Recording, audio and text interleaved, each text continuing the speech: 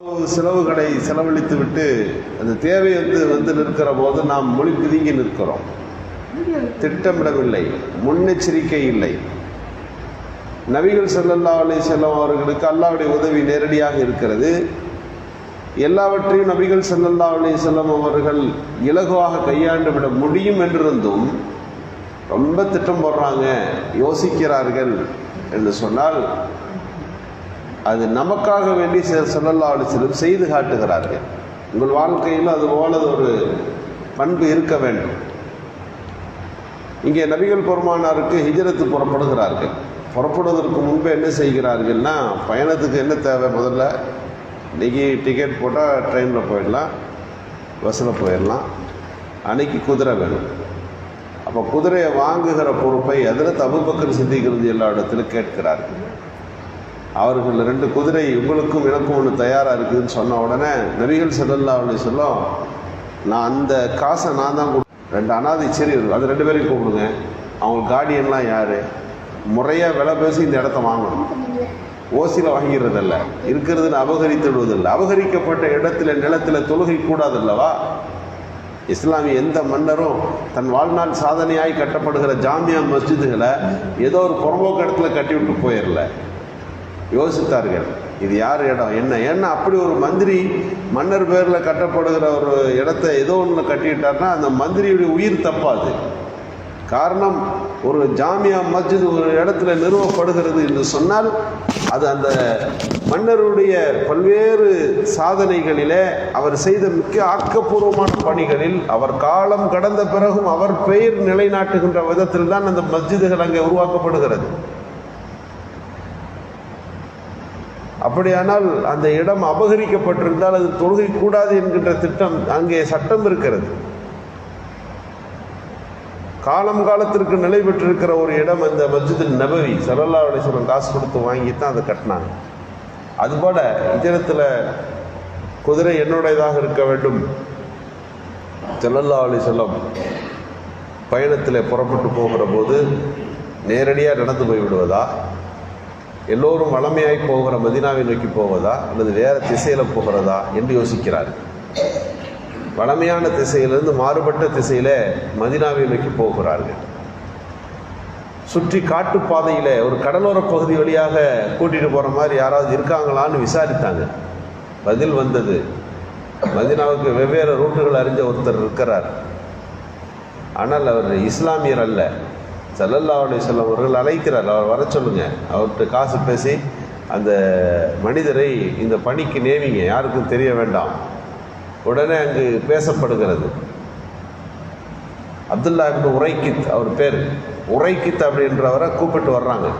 அவருக்கு காட்டுப்பாதை வழியாக மதீனாவில் வெவ்வேறு வழியில் போவதற்கு தெரியும்.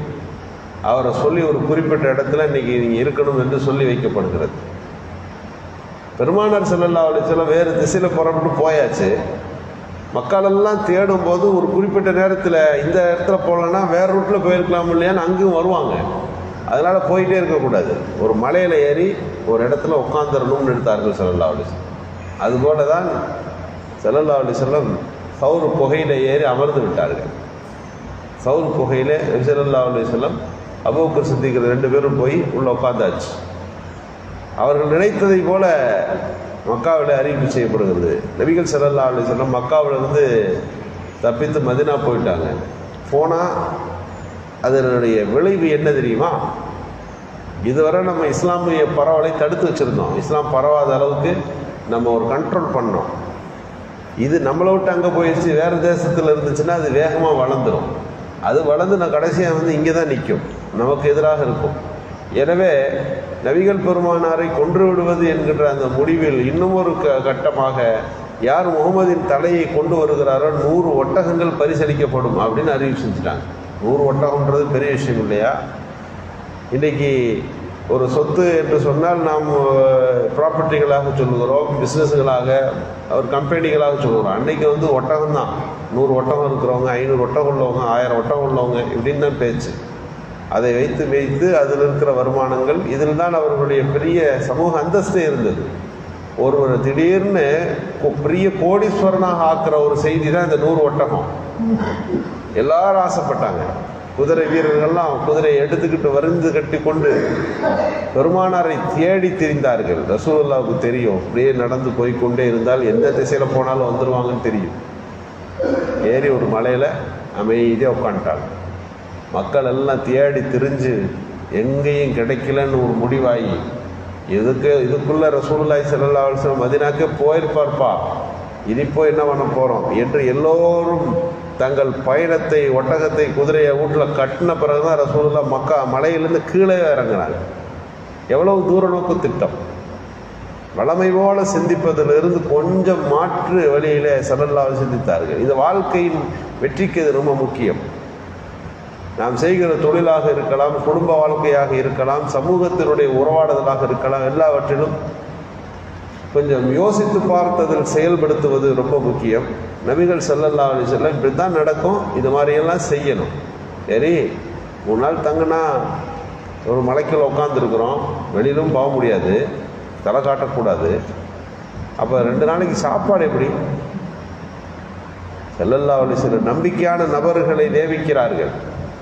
இந்த இடத்துல நீங்கள் ஆட்டை ஓட்டிகிட்டு வந்து இந்த இடத்துல விடணும், அந்த ஆடுகள்கிட்ட நாங்கள் பால் கறந்து குடிச்சுக்குவோம், திட ஆகாரமாக இந்த நேரத்தில் இவர்கள் கொண்டு வந்து தர வேண்டும்.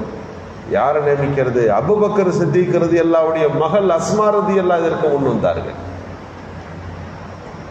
ஹிஜ்ரத்து புறப்படும் போது, சரி புறப்பட்டீங்க, முதல்ல சாப்பாடு கட்டி கொடுத்துட்றேன்னு சாப்பாடு ரெடி பண்ணியாச்சு, உணவு ரெடி பண்ணியாச்சு.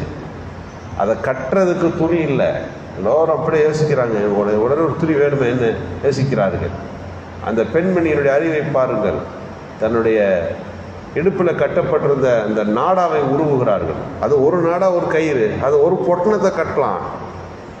அந்த அம்மாவுக்கு உடனே யோசனை வருது, அந்த ஒரு நாடை 2ஆக கிழிக்கிறாங்க. கிழிச்சு இதில் ஒரு பொட்டணம், அது ஒரு தின் நிதா கைன், 2 நாடாவுடைய பெண் என்றார்கள் ஸல்லல்லாஹு அலைஹி வஸல்லம். ஒன்றை வச்சுக்கிட்டு என்ன செய்யறதுன்னு தெரியாமல் யோசிக்கிறது ஒன்று இருக்கு. இது மாற்று வழியில் இது கையாளுவது என்று எப்படி என்று யோசிப்பது இருக்கிறது. நீங்கள் ஹிஜ்ரத்து என்று நாம் படிக்கின்றோம், ஒரு வாழ்வியலின் பாதை, ஒரு பயணம். அது அந்த பயணத்துக்கு முன்னால் நபிகள் பெருமானார் எப்படியெல்லாம் நடந்து கொண்டார்கள் என்று உன்னித்து பார்த்து கவனிக்கின்ற போதுதான் எவ்வளவு பெரிய தீட்சணியமான செயல்பாடுகளில் பெருமானார் ஸல்லல்லாஹு அலைஹி வஸல்லம் அவர்கள் ஈடுபட்டார்கள், ஈடுபடுத்தினார்கள் என்று புரிகிறோம். எனவே இது போன்ற தூரநோக்கு சிந்தனையோடு ஒவ்வொரு கட்டத்தையும் அணுகுவதற்கும் செயல்படுத்துவதற்கும் அல்லாஹ் நமக்கு தௌஃபீக் செய்வானாக. நம் முயற்சிகளை முழுமையாய் செய்துவிட்டு அல்லாஹ்வின் உதவியை அல்லாஹ்விடத்தில் எதிர்பார்க்கின்ற நல்ல பண்புகளை நம்மிடத்தில் அல்லாஹ் உண்டாக்குவானாக. சுப்ஹானல்லாஹி வபிஹம்திஹி